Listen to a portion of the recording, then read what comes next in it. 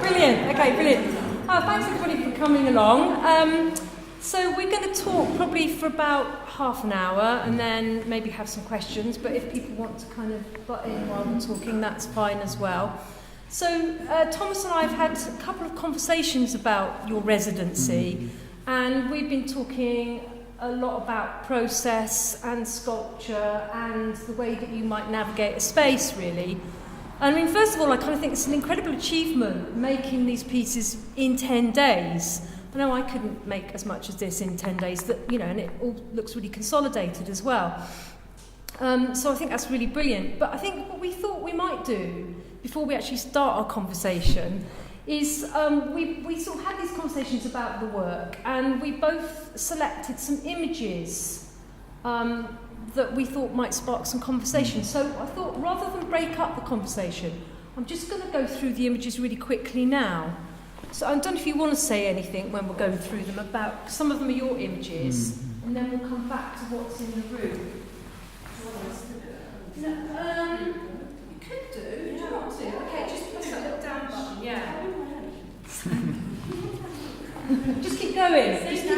Just keep going. Just scroll through them. So these are some of Thomas's earlier works, his drawings. I don't know if you want to say anything while we're going through them.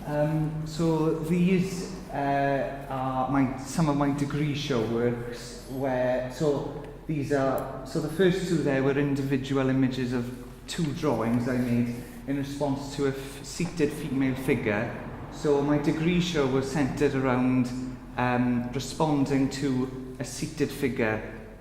So the images you see are installation shots, detailed shots of some of the work I made for my degree show, and I graduated last summer. So, and this work I made in the last group exhibition I had in Gallery Simpson. And this was two stools, and one with a clay figure, and the opposite one was an empty chair for the viewer to sit opposite and kind of have a conversation with, or just sit and look at this thing in front of them. These are some images of my sketchbook, which is really important to me. I work in my sketchbook on a daily basis, writing down things that come to my mind, responding to things around me. I carry it around exhibitions, galleries, and I just use it, as a way for me to inspire my work in a way. And we'll probably come on to this, but the image on the right, it's from that drawing that all this work has come from. I made that drawing before this opportunity, and it was something I wanted to respond to, this form, and it just excited me, the possibilities that I had in mind when I made this drawing. Was the form from your imagination or from something? From my imagination. So so last year I graduated, and before that I was doing my sixth form, A-level and GCSE before that, and in that time I was doing portraits of people. I wanted to be able to paint like Lucian Freud and Taishan Schierenberg. But as the degree has gone on, the figure and the portrait has gradually disappeared and turned into this more suggestive forms and things, really. And so this was a drawing made, I think, in response to not a person, but something anyway, a being. And I was just playing around with forms, really, so it was from my imagination. So it was experimental drawing.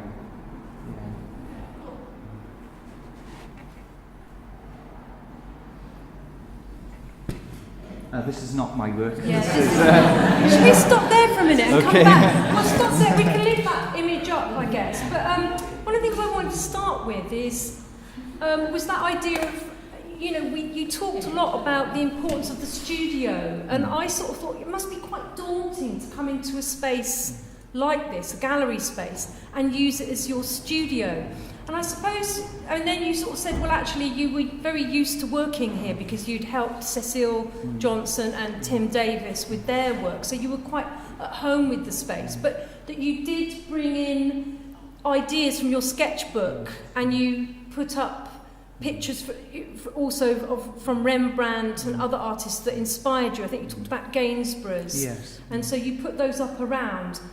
And you specifically wanted to start with some sculptures. Do you want to kind of talk about how how you led up to that process, really, and how you also talked about the idea that when you talked about Rachel Whiteread saying that she sort of uses drawing in between working with sculpture and as kind of an impetus. And I think that's a really interesting idea, because some sculptors don't draw, but lots of painters use sculpture to realise that idea of three dimensions. And I think it's a really interesting relationship, especially when you see what you started with, and then kind of, and also this latest piece, which I think relates really strongly to the drawing. So do you want to kind of talk about actually how you decided to make these pieces? Yes. When I was given the opportunity to make work in this space, have a residency, I was very excited, but I was also nervous because obviously I realised the artists that have exhibited here in this gallery before, like Cecile Johnson and Tim Davis. When I entered this space and it was just an empty space, I did feel nervous, but I had ideas, like the drawing I referred to there, and I knew that I wanted to respond to that form, and that to be like a body of work to come as a response to that. So I brought in with me, like for example, I brought an armature in with me, and metal bars, clay, and various tools, and I wanted to respond to the space because I knew what such a great space it was, the high ceiling, the white walls, and so I wanted my work to be in a way kind of site responsive, but respond to my ideas too. So I wanted to make the form I had in the sketchbook first, and so I started making it, and it just wasn't working at all, and I got really frustrated with it, and then I moved on to the larger form, and then you mentioned there about Rachel Whiteread using drawing as a way of helping her sculpting process. So I then turned to drawing as a way for me to help me get back on track with my sculptures in a way. So the drawings are a response to the sculptures and to help me in a way. So I wanted to site respond, and I brought inspirations in, like you said, images of artists' work I love, like Rembrandt, who is a hero to me. So I had a self-portrait by him made in the last year of his life, which is in the National Gallery, and it excites me every time I look at it. And I didn't actually have an image of a sculpture up on the wall, and I like, for example, when I was working on these sculptures, I'd look at a Gwen John and look at a particular colour in a Gwen John, and I'd bring that into the work, or the mark making in a de Kooning, and so I wanted this space to be a studio for me. I transformed it into a studio, and I absolutely loved working in here. So yeah, wanted to use the high ceiling, wanted to use the lighting, wanted it to be quite dramatic. The curation of the work was really important for me. There had to be, you know, a balance with colour, you know, how many works are here, the scale of the works. And I don't think I see any of them as a finished piece. They're all in the process of making, you know, continuous, especially the last one that I've paused, you know, I paused while making that, and I wanted to see what that looked like at this stage, and I wanted to play with the lights with it as well. So. I think it's really interesting, I just think it's really interesting the way that you have responded to that idea of architecture in space as well, because although we're all sitting in here at the moment, when it's empty, you walk through that space. It's like an arch, isn't it? And with the seated figures, in a sense, you have this idea of the empty chair, that somebody might sit there and converse with the figures, but these, they're kind of like you've responded to architecture, but there's something figure-like within the pieces. So like the steel draws this kind of movement that a body might make, or the steel's almost like the structure of a body, and then the other stuff that you've put on is like the flesh or the muscles or something. So I think that's really interesting, the way that you've leapt into this in a way, and the way that you've responded from perhaps more of a domestic setting to this gallery space. I think particularly this one, which I only saw for the first time today, which is like this, it's like a veil hanging from the ceiling, but it's also, it creates a really weird space, because earlier we were sort of walking around it and walking inside it somehow, and it sort of weirdly reminded me of an altarpiece, that, you know, where you walk behind it and you see this other side to something, and we talked about that idea of being like a veil. It's kind of like somewhere that you could be behind something, like an enclosure, but definitely within an interior space. Yes. I thought that was really interesting, and I think seeing your work sort of over the last 4 years, kind of being very figurative at the beginning, and then you would work on these ideas of portraits, and then there was all this stuff kind of coming out of them into the space. And it seems to me that now you've kind of let go of that image of the face or of the portrait, and that now it's about the stuff, it's about the physicality of and the presence of the materials, and I think that's really interesting. I don't know if you want to say something about that. Sorry, Kenna, you can jump in a minute. Yeah, don't forget the question. Did you want to say about your working process? Yes. Because, you know, those pieces that you made that are outside Geneva now are fascinating, those figures, the figures that we saw the pictures of. I don't know if any of you have seen them recently, but they're gradually decomposing, and we're left with this much more pared down state, which I'm kind of seeing in these now. So I don't know if that's influenced you, letting go of that idea of permanence and letting something kind of decay somehow. Yes.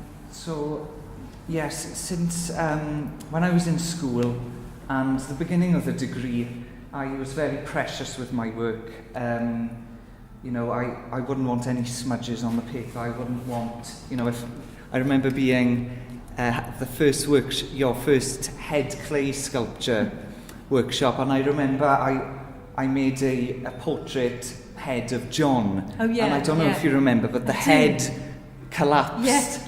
And I felt really upset about it.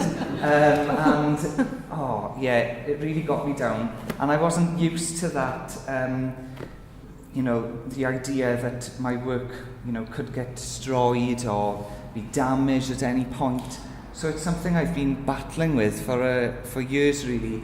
You know, the preciousness with my work, and looking at other artists' work has really helped me.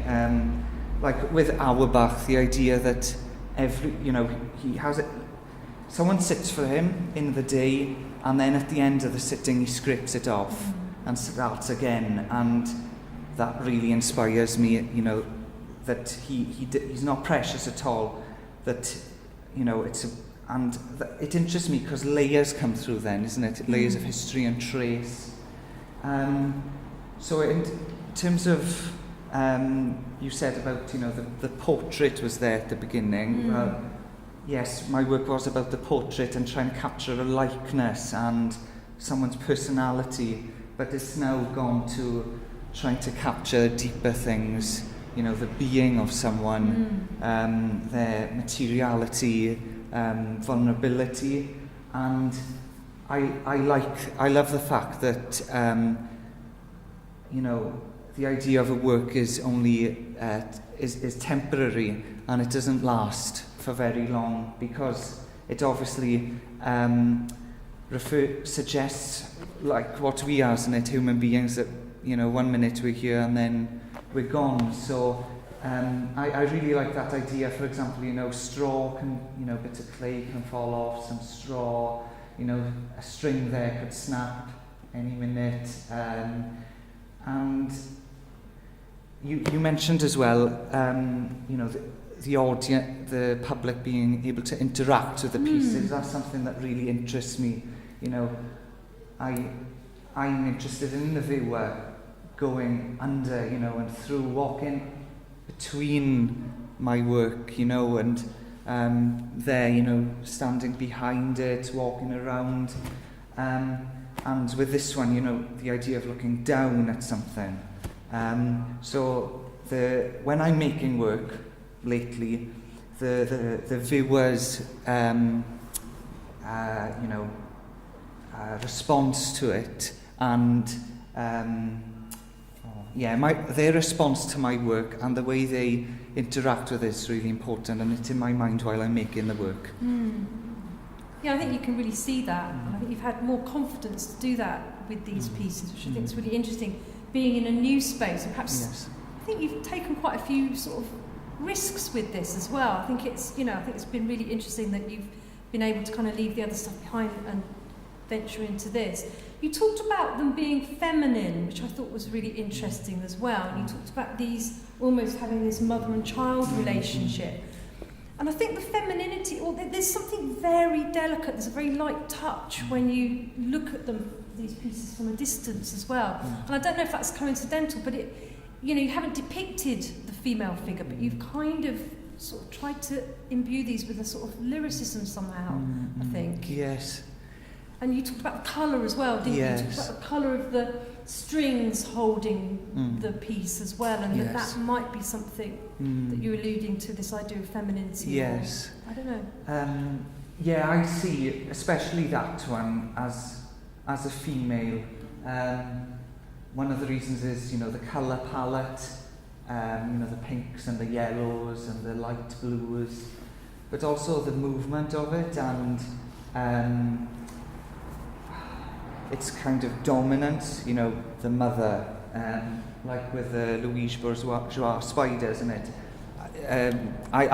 Her work wasn't in my mind while, you know, I approached this or was making the work. Sarah showed it, you know, showed it to me this morning, was it? Yeah, it was and one it's of the interesting, first that connection, isn't it? And so, yeah, I did have that idea of mother and child, and mother and child is such a big subject in art history, and art history really inspires me. You know, without looking at other artists' work, you know, I don't think I'd be able to make the work I make in a way, you know. I take bits from different artists and I try and bring them together. So it was interesting because I had a conversation with Scott, and that piece actually came as a response, in response to a conversation with Scott, and he mentioned the idea of, you know, that it's possibly a triptych, and I quite like that idea. It's almost like possibly a Bacon triptych, which I quite liked. And Bacon is an artist that's really inspired me.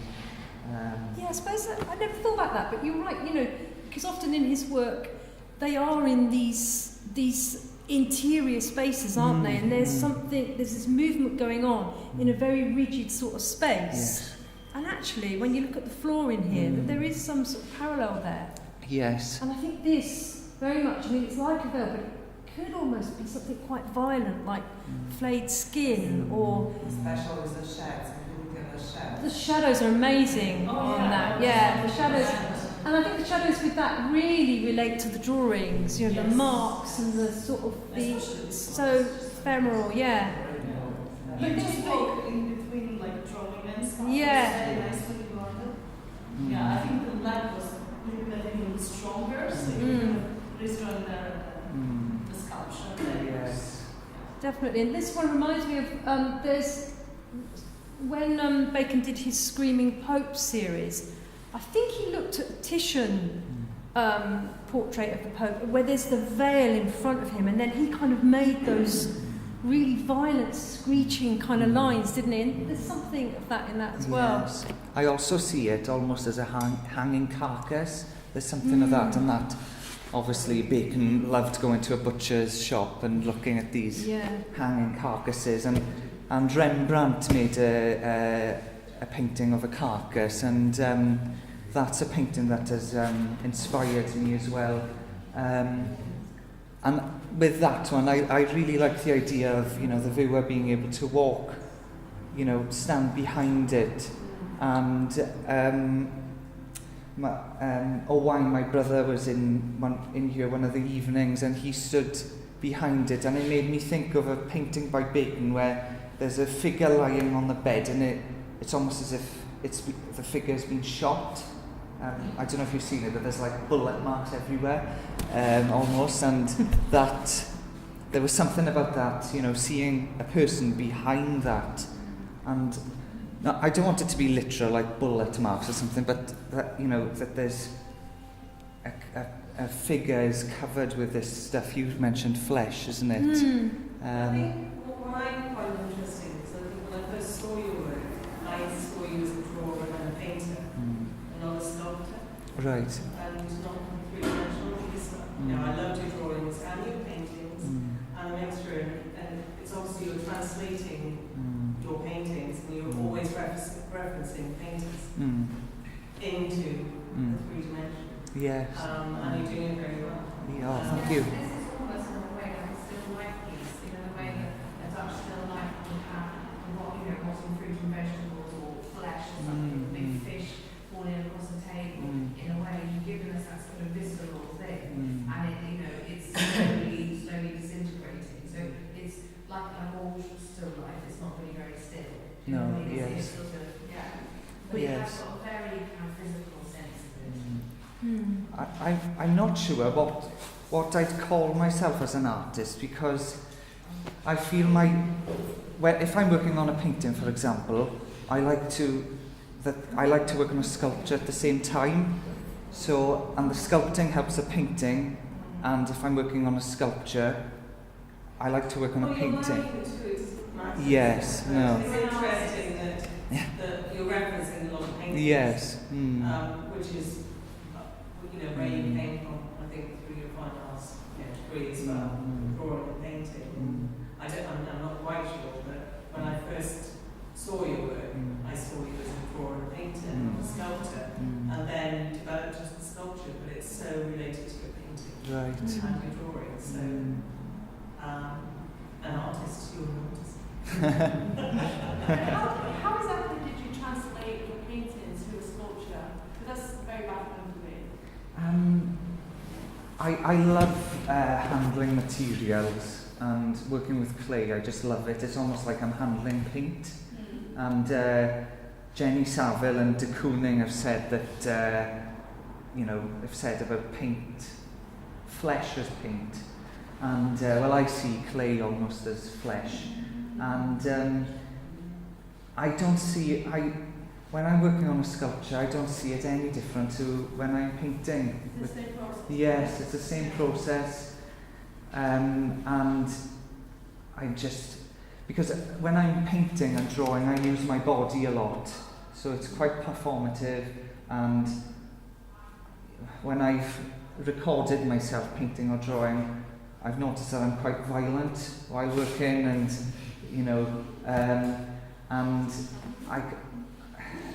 I think that then is the same then with the sculpting, the way I approach sculpting.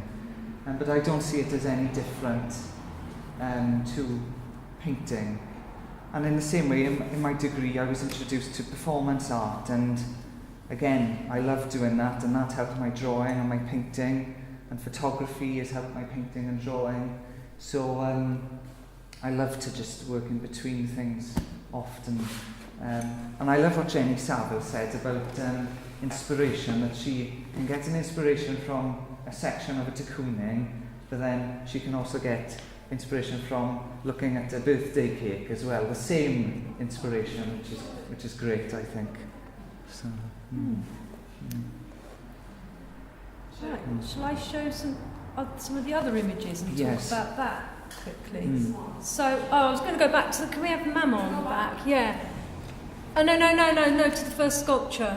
So we had this conversation about, I suppose, the materials, because so I often work in steel, and I think it's an incredible material. But of course, it's can we? That's that one. And so this is by Louise Bourgeois, and I mean I really love her work, and it was one of the first things I thought about when I came into this space, and there wasn't that much in here, but there was this, and I love the way that you've got the steel to kind of form it into this sort of softness and a vulnerability, because steel's got this incredible strength, as we know, because we sit on things made of steel, buildings are made of steel, but you've explored its sort of kind of lyrical quality really, and that idea that it can be like a drawing in space, and we talked about that, didn't we? And of course, when you start putting things like clay and plaster on it, on a line like that, it starts to sag and move and sway about. So you've had to kind of hike it up with those strings. And I've always felt like that about Louise Bourgeois' Mammon. Although it's kind of quite menacing, it's also got this delicacy. It's kind of very delicate as well. And I like that balance. I just love the way, like you've explored there, the way that those legs meet the floor, as if it could sort of move around. So I kind of wanted to put that up just because we were sort of talking about some of those ideas. Do you want to go on to the next one? This is a piece called Soda Lake by an artist called Nigel Hall. Now, I just put this one up, actually. I wanted to get another image because a really great, one of my favourite choreographers, somebody called Richard Alston, who became this incredible choreographer and dancer, but he actually went to art school. And I wanted to get a picture of this dance piece that he did to this called Soda Lake. And he just got the inspiration from this sculpture because that pole there actually doesn't quite meet the floor. And in the dance, you can see it on YouTube, it's the way the body moves around these two inanimate objects. It's just fascinating. And I just love that idea that I'd love to see some sort of dance performance in this space amongst these pieces. I think it would be really interesting. So I just wanted to put that up, really. Yeah. I mean, it doesn't have to be a dance performance, but I love the way that I think Rauschenberg worked with people like Cunningham and people like Cunningham at the Black Mountain College. They brought all these things together so they would respond and improvise to these objects and play around with them. And I just think that could be a really interesting thing. Yes. And earlier we talked about the way that the light is projecting, kind of drawings in the space, and I kind of think that could lend itself to something that you might film even, because Laszlo Moholy-Nagy did this really interesting piece with sculpture in I think it was in the 20s, where he moved around and he projected these lights and shadows in the room. So anyway, so I was kind of thinking about that. I don't know what the next one is actually. Oh yeah, so this is a sculpture by David Smith, and the reason why I kind of thought about this in response to Thomas's work as well was because this was taken from a photograph of his daughter, Candida Smith, running. He had this farm in upstate New York, and he took this amazing photograph of her running across the field. And you can sort of see that it's a body, can't you? But it's kind of not a body at the same time. So the way he's done the legs, they're not anatomical, but they have this presence of this sort of running figure. And I kind of liked that as well. And I like the fact that his sculpture was quite often flat as well, because he drew on the floor. He quite often laid bits of steel on them and then stand them up. Or he would take from a moment from photography. And I just really liked that connection as well. I read that he wrote messages on his sculptures to his daughters, because he had his children when he was quite old. So in his second marriage, that's right. Yes, he knew that he wouldn't, they wouldn't see. He wouldn't see them grow up, is it, or something like that? Yeah. And he left didn't know. messages on the sculptures to his daughters, which I found really beautiful. Yes. Yeah, he was very. I mean, he actually wrote poetry as well, and wrote a lot as well. And again, sometimes he actually made a sculpture once called The Letter. But I think it's really interesting that, again, taking those ideas into sculpture. Why are you laughing? Oh yeah, can't tell us your joke. No, anyway, but moving on, got to get the sculpture of Rodin in, haven't we? But the piece that you did, those seated figures, there was something about those torsos that always reminded me of the way that Rodin approached his figures, with that idea of the clay being like flesh, like muscle. And you talked about, early on when it fell off the head, and you were devastated and stuff. But when you work with clay, you can work really quickly. It's like working. It is like working with mud, isn't it? And you can sort of throw it on, and it kind of, even if it falls off, you can put it back, and it sort of retains that memory. And it's got an incredible physicality. And I think with those figures, it really reminded me of some of his sculptures. And we were talking about that. I mean, the one on the right is Iris, Messenger of the Gods. And I've always loved that sculpture because Rodin didn't need to put everything in. It doesn't need, it's got a sense of completeness, even though it doesn't have a head and one arm. And it's, the way that it kind of inhabits the space with this incredible, kind of zigzag movement really elevates it, doesn't it? And it does feel, although it's a heavy piece of material, that it could be up there sort of flying. Yes. I don't know if you wanted to... Well, you mentioned about heaviness, isn't it? And that, with my work, I feel like in my degree, my work, especially the seated clay figures, they were heavy, and they were very related. They were almost connected to the ground, weren't they? There wasn't almost movement to them in terms of where they'd go. Possibly movement of their limbs, but not not within the space. Yes. These have got a kind of movement in the space, haven't they? Yes. Yeah. And you mentioned, isn't it, how that is almost the one on the right is, how is it standing up on that one foot? And that's something with my work, especially with this. I think I've wanted to play with, that it's quite airy and light. And the original idea, I didn't have fixed ideas when I came into the space. I knew I had ideas like that drawing, but I wanted to be flexible and respond to the site and what was around me, and I knew that things wouldn't go to plan. And I had in mind covering all of that with that, clay and paint and so on. But I'm glad I didn't, because I think it gives it a lighter feel to it, and that it's quite airy, possibly. And the hanging strings are, they are a part of the sculptures. They're not, I wouldn't say they are the way to hold the form up. It's part of the sculpture. Yeah, it kind of relates to the rest of the architecture, doesn't it? Like the way the lights are being held. Yes. And you've got the same sort of shapes as well, haven't you, with those?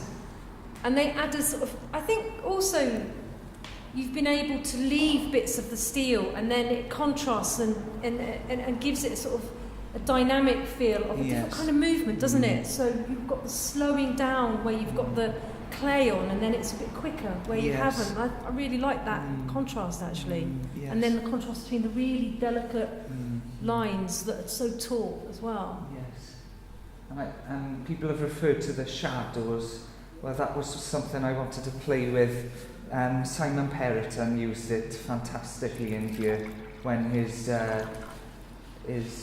large cutout was hanging and the shadows were on the wall, and well, that was incredible. And I knew I wanted to use the light in a dramatic way, and for it to be, for the shadows to be as important as the sculptures themselves.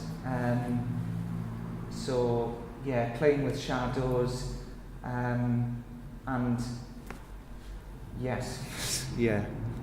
Yeah, and working things out in the space. And that Yes. kind of relates to the Degas figure as well, because Degas often, he'd be struggling with the painting, quite often struggled with drawing, amazing draftsman, but he would quite often struggle with those structural elements. So he would make something just in a bit of wax and work out those spatial relationships. And I kind of think that's sort of what you've done here too.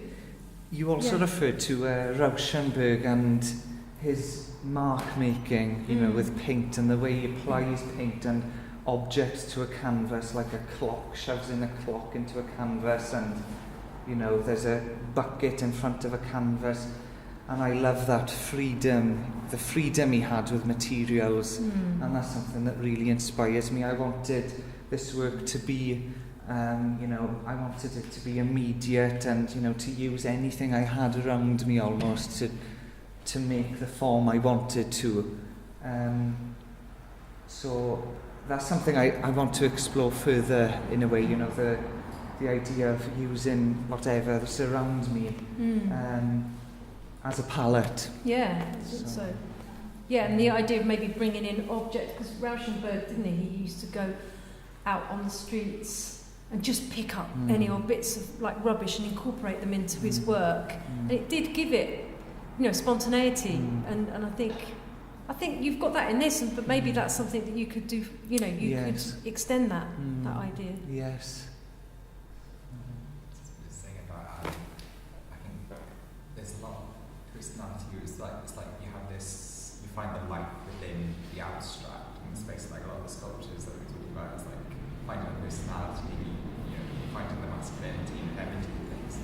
Is that also your outlook on anything like architecture and like in general? Is that how you see things? Because it's like, I don't know how everybody else felt, but like that sketch, we all knew it was that. Right. It had that personality within it, even though it was just a line. There was so much life within it. And I wonder, is that like your outlook on life, or like what you see in the abstract? And, Yes. the inanimate. Yeah. You see it as that, how you feel about it? Yes. I do get inspired, seeing things, on a day-to-day basis. For example, like, a mark on the pavement, and I see things in that, and I see a personality, like you say. And when I'm making my work, I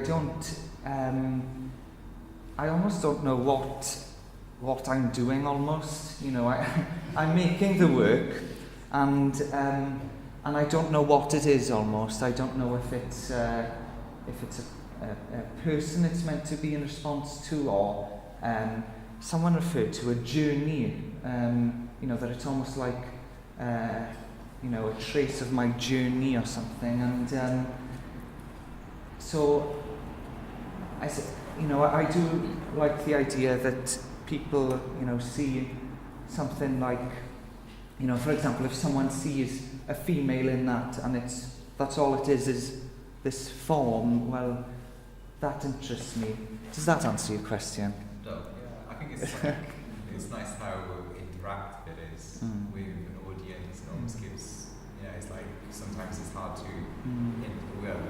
relate to pieces, and then this is a very unexpected thing to relate to as we would with other objects. I think it's very nice how you combined things with nature and also man-made, and it's complementing architecture. It feels part of everything. Like, Right. so I think it's very interesting how you let the audience be part of that and their own interpretation. Thanks, Aidan. Could you tell us exactly when you started on this piece? Where did you first touch it? Okay, well, first of all, after it was made, it was shoved into Jane's car, fair play. Fair play. So we shoved that and that one into Jane's car and transported it here. But when we were here in the space, I had I worked from the base, the metal base. I worked from there really. Yes. And worked my way from there really. And there was a ladder in the space, and I used the ladder as a way for it to balance on it, because I had in mind of it being large scale and quite high. So that's how I worked. I worked in that way. So from that end across, and while I was working on it, I'd adjust parts, and I wasn't happy with parts, stretch and pull parts. And then once then I had that form, I decided to hang it up. I wasn't sure if it was going to be able to stand on its own, but obviously it couldn't. So then I strung it up, and then in terms of the application of the clay, I worked from the top down, because it was suggested to me to, because of the weight of the clay, that the heaviest parts would be the first to go on, and that I'd work from there, which I was glad I did. So I worked in sections. That's another question. What's with the gaps? Yeah. It's like with my drawings really, there are parts which are, like with my degree, there's degree show works, the one with a face, it's, there's a face there, and then there's other parts then where there's, just scribbles in a way, and so it's, that there's a balance, I think, and that there's room to breathe on the sculpture, and that it has a lightness to it, hopefully, because it's not fully covered. It wasn't actually intentional to have those spaces, but I just started, with a top, and just made my way down, and I realised the spaces was an essential part of it really. And then after that I worked with the paint, and so things changed a lot while I was working on it, like with all of them. That one went through many stages of frustration and trying to get it to stand up, and in the end that form appeared, and I didn't really think about if it worked. I just painted on it, and I wanted there to be a balance with the paint, just suggestions of paint. I wanted the colour palette to be quite pastel-y. So yeah, the process of making is really important to me, and it's something that's developed over the years where, it's just as important as the end result. And I never know whether a piece is finished with me, because I often overwork pieces deliberately to go against the preciousness I suffer with, if that's the right word. So I go through stages, and then until a form appears, and then I work with that then. Do you think that actually making a few pieces at once helps you resist that thing? Yes. Because also what I really liked about the way that you approached this was that I literally asked you 1 week think too much about it, I won't do it, I'll just get on with it now. And I think that immediacy does help you, because like you say, I think you sometimes overthink and overwork things. Yes. And maybe it's a liberation. Yes. I think the one thing is about your work is that you're so generous in your references to other artists and appreciation of other artists. I think your voice is becoming stronger and stronger. I've watched it become stronger and seeing it in your own work. But it's funny how when you talk about your work, your ego is of such a lovely proportion that you just always reference other people. It's like it's not your voice, but actually you are the artist. You are making these works. You know, it'd be great if we could give you some bit more credit in that respect, because But I think it's wonderful to reference and to be very generous about your sources and your influences, because a lot of people are in denial. They are. You mentioned, immediacy. Well, I loved the fact that it was 10 days. Amazing. There was no time to almost think. I had to come here and I had to make work. And if it went wrong, it went wrong. And if I would have had weeks, I would have just sat here. Maybe I would have thought, the first week I'll sit and just contemplate about the space and to think about ideas, but bringing materials in and just working here and in an immediate way and not thinking about the end result in a way, using it as a studio, playing with materials, and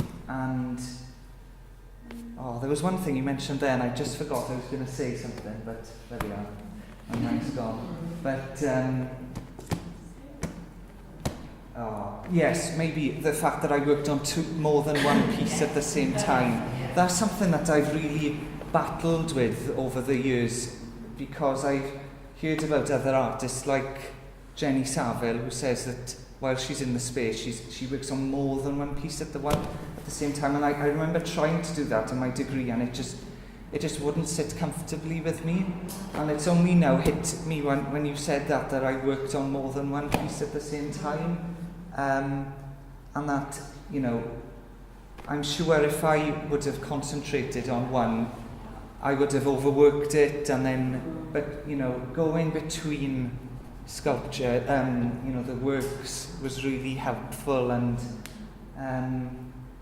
it was just fantastic being able to, hang things, use the walls, the floor. So I tried to take advantage of that, use everything almost that I could. So yes, thank you, Jane, for the opportunity. So One more question. hello. One more question. Inside and outside, I think the works made indoors has got a fantastic space in High Street where I could well have more audience peering in from the outside and coming into the gallery space. What's consideration to that aesthetic quality inside, outside? I can sense it happening there. Yes. People have been looking in. I've been in my degree, while I was doing my degree, while I make artwork, I'm not conscious of who's around me. I'm just focused on the work, and I forget who's around me. And while I was in here, I forget that people could see me working. Tim was in here before, and he completely shut himself in. And I possibly would have done that, but Jane suggested that I no. She wouldn't let And Did you know what when you worked in the other space, when you made, in fact, I was going to say to you, because you made 3 large drawings at the same time in the other space Yes. as well, and you did that show. That was another opportunity where you worked on 3 drawings at the same time. You had a whole window behind you and a load of fans, frankly, that were walking past every day, thumbs up, looking in, that were in that window. And you were completely lost working away, but there were people watching all the time, weren't they? Yes, I am. Like I said earlier, in terms of my work, I think about the viewer, and the response of the viewer and the participation of the viewer with my work. So it almost felt natural that, you know, people could look in and look at the work while I was making, and I'm always trying to find videos on YouTube of artists at work. I love, you know, I'm always like, oh, is there a video of Bacon at work or something? And so it's brilliant that it's on this street, you know, because people are coming from the train station and they, you know, they can see art and an artist at work. And so no, I was definitely thinking about, you know, who was outside, and possibly that had an effect on the work. Inside, outside, from my viewpoint here, then, right, the bulk of your sculpture seems to be hidden behind that wall there. Right. So people from the outside might not see that kind of depth or kind of material form there. Yeah. That's what I'm thinking of. But also probably physical as well. Actually, as a response to that, because I invigilate the show every day, and luckily it's been really warm, so I've had the door open, and just having the sculpture sort of leading towards the door, it's quite close. It's drawn so many people in, and people, they were like, no, I'm not really interested in that, but they just kind of just caught their eye and they've wandered in from the train station, which has been fantastic. Yeah. You mentioned also performative. I mean, part of your process, you're drawing the sculpture, but you're also making it, so you're performative. What you've actually making it, doing it, it has to be observed because that is the art as well. Yes, I think so. I don't think I mind people looking at me at work. You know, the way I work is quite physical, I think, and you know, I remember Anya saying when I was working on the drawings, the last time, that she was saying that I was back and forth all the time from the wall, and I wasn't aware of that.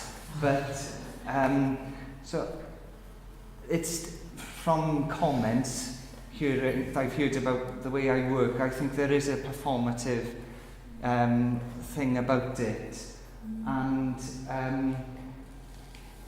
yes, you know, I have, you know, thought at times, you know, recording myself at work and people being able to see that, and is that a piece in itself? So that's something for me to consider anyway. You mentioned earlier that, you know, that's close to the door. Well, I wanted it to be quite close to the door because I wanted, as soon as someone came in, them to be quite intimidated possibly, and should I come in or not? And you know, that this thing is in front of them and they have to face it in a way. So that really interests me. You know, the placement of works and you know, how people behave and respond to it. So. Does this have a title? No, it doesn't. But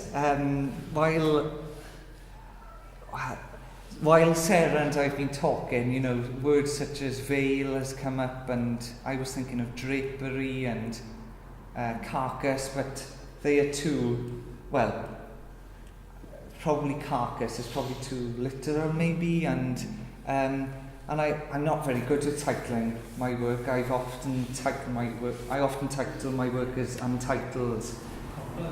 Yes. So no, that's something I often ask opinion for, you know, or what should I title this?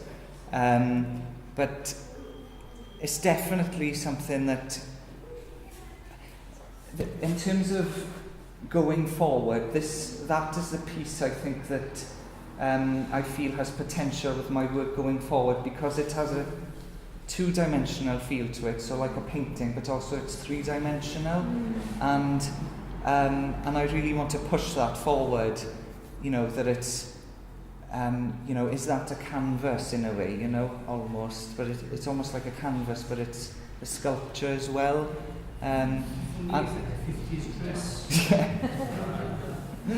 It does have a dress to give It to dresses, shape. take apart it.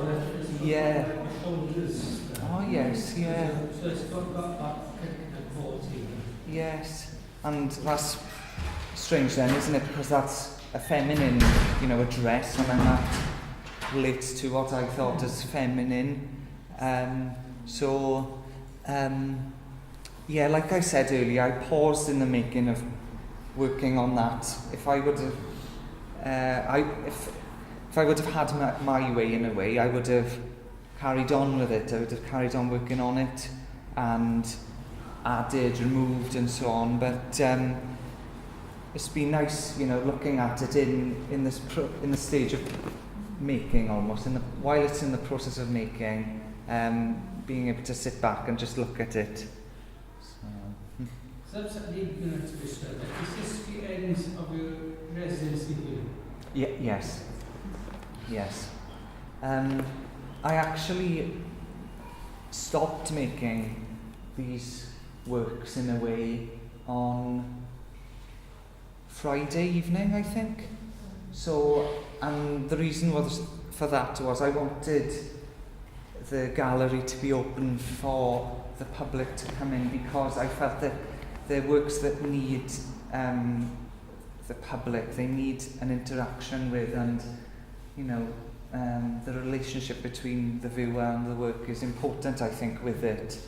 And so, yeah, so it was about 8 days really of working on them.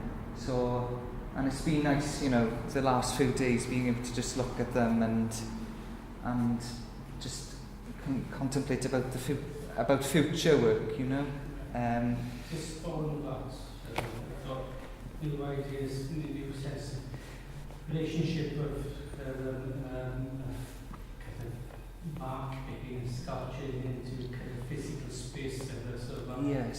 Level of experience has kind of made you hungry to do more work. Yes. Yes, I've for years I've been working on paper, for example, but working on those was kind of a strange feeling. It felt like I shouldn't be doing it, that I should be working on another surface. So that's something that's been in my mind, is the paper that has been a fundamental part of my art practice, something that's old school for me now in a way. So yeah, those drawings were kind of studies and help for me. So yeah, I decided to leave them there because I can use that excuse. So. I wouldn't disregard those, because the one on this side is absolutely stunning. It's one of the best pieces of work ever. The colour and the tension and the line, and so working with sculpture feeds back into the colour, particularly it's clean, it's absolutely stunning. So I wouldn't disregard it, Right. And you say, what kind of artist are you? An artist, other things would say, but you would disregard through it, because this one is stunning. Right. Well, as these are, thank you. Well, it's strange because if I would feel like carrying on with that piece, I would feel like, oh no, I need to overwork it more. So it's interesting and helpful you saying that, because that's something for me to consider now for future work. I've had my period of, really going for it and overworking to help my work. Is it now time to pause in the process of making and contemplate? So, diolch. Sarah was mentioning putting them outside, the notes that are outside. I would love to see this one somewhere else outside, maybe to see how it behaves, this kind of element. Yes. It's called wabi-sabi or something in the Japanese folklore kind of. Yeah, I would love to see it somewhere else. Yes. Take it for a walk. Yes. Well, obviously, tomorrow I'm taking down the work, and there's no room for it at home, or in my room or something. So really,